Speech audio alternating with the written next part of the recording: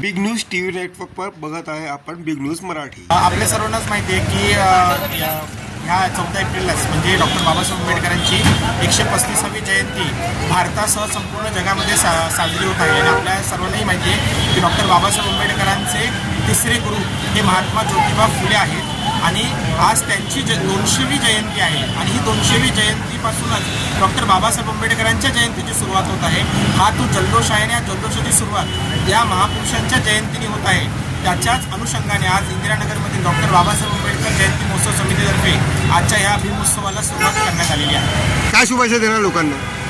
लोकांना ह्या शुभेच्छा असतील की ज्या महापुरुषांनी अतोनात कष्ट करून आपल्या सर्वांसाठी जो काही छान असा मार्ग दिलेला आहे त्यांच्या विचारांचा अवलंब करायचा आहे।